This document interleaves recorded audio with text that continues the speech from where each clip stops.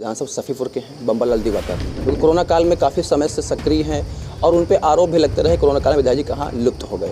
अब विधायक से पूछेंगे कोरोना काल में क्या उन्होंने किस तरह से कार्य किया, क्या वाकई में जो इन पर टिप्पणी की जाती है कि कोरोना काल में विधायक जी लुप्त हो गए तो कहाँ लुप्त हुए, या अगर जनता में काम किया तो किस तरह से काम किया। विधायक जी SPS आपको स्वागत है। बहुत बहुत धन्यवाद भानु जी।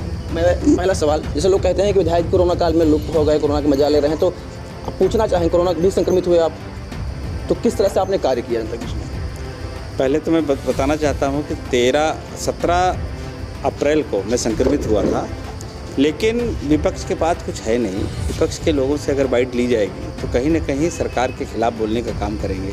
लेकिन मैं इतना ज़रूर कहना चाहता हूँ कि अपने क्षेत्र की सम्मानित जनता के लिए कि सम्मानित जनता के बीच में मैं रहा हूँ और मेरी जनता ने इस कोरोना काल में सब लोगों ने, हमारे छोटे से छोटे कार्यकर्ता ने भी मदद की है। और जैसा कि आप सब लोग जानते हैं कि पूरे देश में नहीं पूरे विश्व में जो महामारी फैली थी उसमें जो सेकेंड वेव आई थी, उस सेकेंड वेव में हमारे अपने प्रदेश में काफ़ी लोग हमारे बीच में नहीं रहे।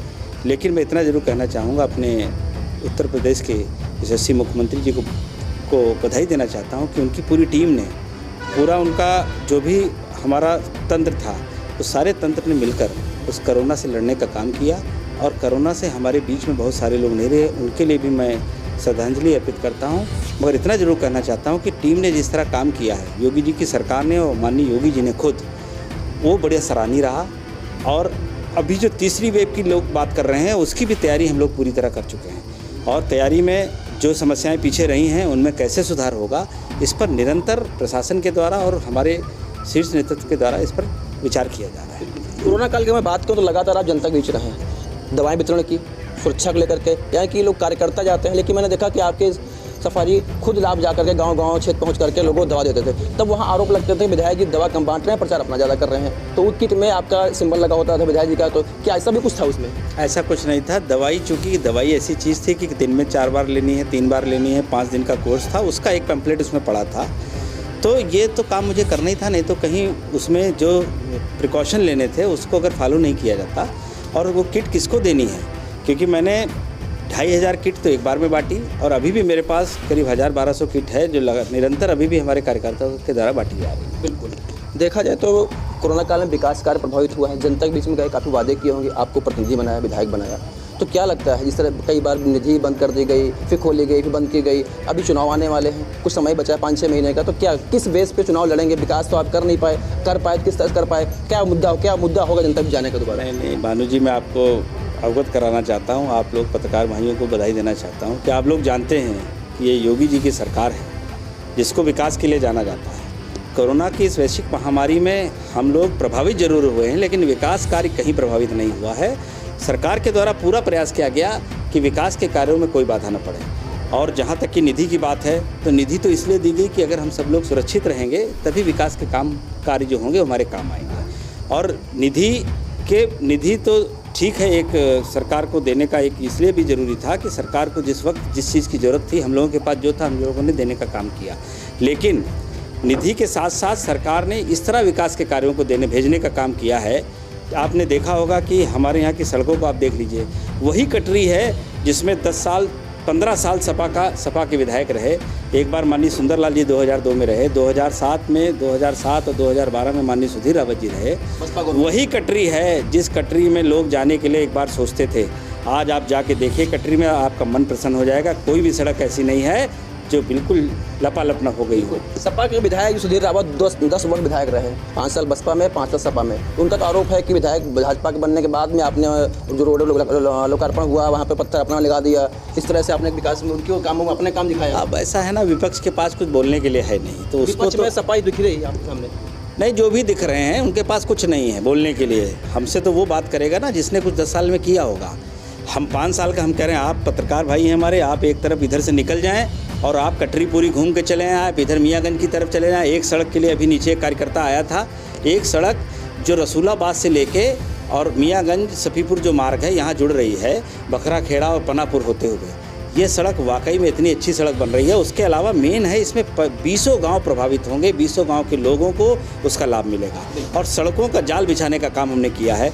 और इधर आप देखें हमारी सरकार के यशस्वी मुख्यमंत्री जी को मैं बधाई देना चाहता हूँ, उसके साथ साथ हमारे डिप्टी सीएम साहब केशव मौर्य जी को बधाई देना चाहता हूँ कि उन्होंने वाकई हम लोगों से पूछ कर, अगर विधायक कभी मिलने गए हो, नमस्ते किया होगा तो उन्होंने पहले कहा होगा कि कोई विशेष आपकी सड़क हो तो ज़रूर दीजिए, क्योंकि हम चाहते हैं कि आपके क्षेत्र में जब आप 5 साल बाद जाएं तो वाकई दिखना चाहिए केशव मौर्य जी के नेतृत्व में सरकार कैसा काम कर रही है, BPWD विभाग कैसा काम कर रहा है, और आदरणीय योगी आदित्यनाथ जी के नेतृत्व में जो पूरी सरकार ने, सब मंत्रिमंडलों ने जितना काम किया है, हर मंत्रालय ने।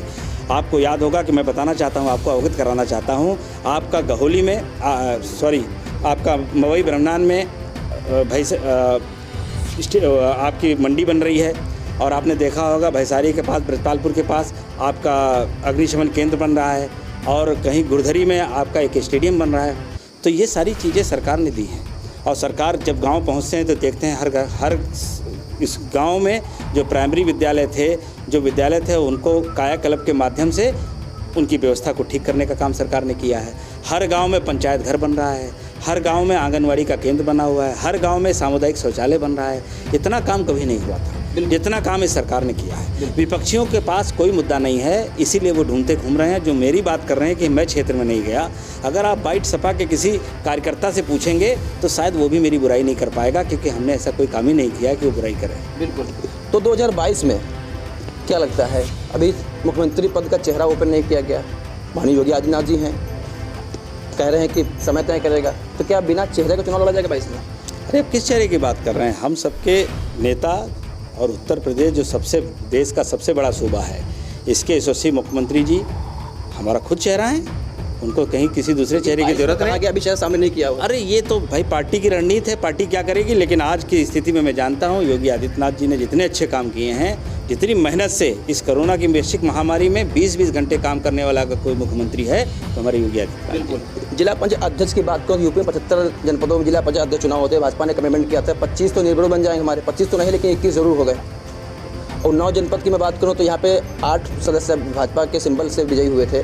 तो क्या लगता है, उसके ज़्यादा सपा के पास है, निर्दलीय भी हैं, तो अब इस तरह से आपने ऐसा भाजपा का षड्यंत्र रचा गया कि सपा के उम्मीदवार को ही गायब कर दिया, उसको तो कहीं का रखा ही नहीं, ना तो वो पार्टी के सिंबल पर था, ना तो पार्टी को बचा, ना भाजपा में आ पाया। तो क्या लगता है अब भाजपा यहाँ पे प्रत्याशी अपना ऐसी कोई टिप्पणी नहीं करूँगा कि अभी नामांकन तीनों का हुआ है, पर्चे पे तीनों के नाम हैं। अब इतना ज़रूर हम लोगों को इंतजार करना चाहिए, कल रिजल्ट बताएगा, भारतीय जनता पार्टी का ही प्रत्याशी जीत के आएगा। बहुत बहुत बिल्कुल। तो 22 में विधानसभा सफीपुर जनता को क्या संदेश देना चाहेंगे? मैं सफीपुर की सम्मानित जनता को एक ही बात कहना चाहता हूं कि जिस तरह आपने 2014 में आदरणीय मोदी जी की सरकार को बनाने का काम किया, 2017 में आदरणीय योगी जी की सरकार को बनाने का काम किया, 19 में आपने पुनः एक प्रचंड बहुमत की सरकार दी केंद्र में, इसके लिए मैं आपको फिर से एक बार बधाई देना चाहता हूँ। 22 की सरकार आप लोग तय करेंगे, लेकिन मैं इतना जरूर कहूँगा कि वही 22 की सरकार है जिसको 17 में आपने आशीर्वाद दिया था, और वो सरकार जिसने वाकई में गरीब की कल्याणकारी योजनाओं को आपके घर तक पहुँचाने का काम किया, चाहे प्रधानमंत्री आवास की योजना हो, चाहे स्वच्छ भारत मिशन के माध्यम से घर घर में शौचालय देने की बात हो, और उसके साथ साथ आयुष्मान भारत का कार्ड, घर घर में बिजली पहुंचाना, और क्या चाहिए, उज्ज्वला गैस के माध्यम से घर घर में रसोई गैस दी गई। उसके साथ साथ जितनी भी हमारी सम्मान निधि, किसान को सम्मान निधि देने का काम पहली बार केंद्र की सरकार ने किया। और हमारे अभी जब कोरोना की वैश्विक महामारी आई, उसमें 2-2 बार राशन, एक बार मुफ्त में राशन देने का काम सरकार ने किया है। तो मैं सरकार के वरिष्ठ लोगों को बधाई देता हूं, और उसके साथ साथ अपनी सम्मानित जनता को भी बधाई देना चाहता हूं कि आप लोग कोरोना की इस वैश्विक महामारी से बचने के लिए टीकाकरण जो चल रहा है, 18+ के लोगों का टीका गांव-गांव में लग रहा है। मैं आपसे निवेदन और आग्रह करूंगा कि आप सभी लोग टीका जरूर लगवाएं, और टीका लोगों को प्रेरित भी करें कि टीका लगवाएं, क्योंकि जब हम लोग टीका लगाएंगे तभी हम लोग सुरक्षित हो पाएंगे। और हमारी सरकार के माध्यम से अभी बच्चों की दवाइयाँ भी 1 साल से लेके, जो जन्म होता है बच्चा उससे लेके 1 साल तक, 1 साल से लेके 5 साल तक, और 5 साल से लेके 12 साल तक की किटें भी मुफ्त निःशुल्क तरीके से आंगनवाड़ियों के माध्यम से, जो हमारी आंगनवाड़ी बहनें हैं उनके माध्यम से किट घर घर तक भेजी जा रही है। तो और टीकाकरण में ज़रूर सहयोग करें, और टीकाकरण एक लोगों को 18+ के लोगों का हो जाना चाहिए, इसकी चिंता जरूर करें। वैक्सीन की बात करूँ, सबसे पहले सपा अध्यक्ष अखिलेश यादव ने विरोध किया था, तो भाजपा की वैक्सीन मैं नहीं लगवाऊंगा, लेकिन उसके बाद में लगवाया। तो वैक्सीन कहते हैं भाजपा का, तो क्या भाजपा का वैक्सीन सिंबल लगा हुआ है कि नहीं भाई भाजपा ये लगवा सपा नहीं लगवाएंगे? नहीं, वैक्सीन के लिए तो मैं अपनी इस देश के वैज्ञानिकों को बधाई देना चाहता हूं कि उन्होंने बड़ा कठिन परिश्रम करने के बाद मोदी जी की सरकार के नेतृत्व में वैज्ञानिकों ने वैक्सीन को बनाने का काम किया, और वो वैक्सीन जिसको पूरे देश में लगाने का काम हमारी सरकार कर रही है। और अगर आप सपा की बात करें, हमको तो लगता है कि सपा के लोग सिर्फ भ्रम फैलाने का काम कर रहे हैं। अगर वो देखिए कि वैक्सीन तो भाजपा की नहीं थी, वैक्सीन तो वैज्ञानिकों ने बनाई थी, भाजपा की सरकार थी, भाजपा की सरकार और भाजपा के नेतृत्व में बनी थी। लेकिन मैं इतना ज़रूर कहना चाहता हूँ अखिलेश यादव जी को इस अपने आपके चैनल के माध्यम से कि भ्रम को फैलाने का काम बंद करें। और वैक्सीन अगर इतनी ख़राब थी तो आपने क्यों लगवा ली? क्या आपको भी भाजपा से कहीं प्रेम हो गया है? अगर प्रेम हो गया हो तो ज़रूर हमसे हमारे पास आएँ, और वैक्सीन आपने लगवा लिया, इसको मैं बधाई देना चाहता हूँ। और उस पार्टी के सपा के संरक्षक महोदय को भी बधाई देना चाहता हूं कि उन्होंने भी पहले, मुलायम सिंह जी ने भी लगाई, और वो तो बड़े सीनियर लीडर हैं हमारे, और मैं चाहता हूं कि उनको भी बधाई देना चाहता हूं कि उन्होंने वैक्सीन को लगवाने का काम किया। प्रेम तो हुआ है, ये तो निश्चित है। अखिलेश को योगी जी से, अखिलेश जी को कल जन्मदिन था अखिलेश का, तो योगी जी ने फ़ोन करके उनको बधाइयाँ भी दी थी। तो प्रेम तो बधाई तो देनी चाहिए। बधाई तो हम आज देखा आपने कि अभी हमने केक काटा, तो हम तो बधाई देना चाहते हैं। कार्यकर्ता है, कार्यकर्ता के अलावा जिसका भी जन्मदिन होगा हम लोग बधाई भी देंगे, है ना। तो ये सरकार पूर्ण रूप से भारतीय जनता पार्टी के लोग, कार्यकर्ता, और एक एक कार्यकर्ता पूरी तरह 22 में उतरेगा ज़मीन पर। और जिस तरह उसने 2017 की सरकार में अपना सहयोग दिया था, इस बार 350 नहीं 350 की बात करिए, 350 प्लस हम लोग जाएंगे, और योगी जी की सरकार दोबारा बनेगी, भारतीय जनता पार्टी की सरकार। योगी जी मुख्यमंत्री द्वारा होंगे?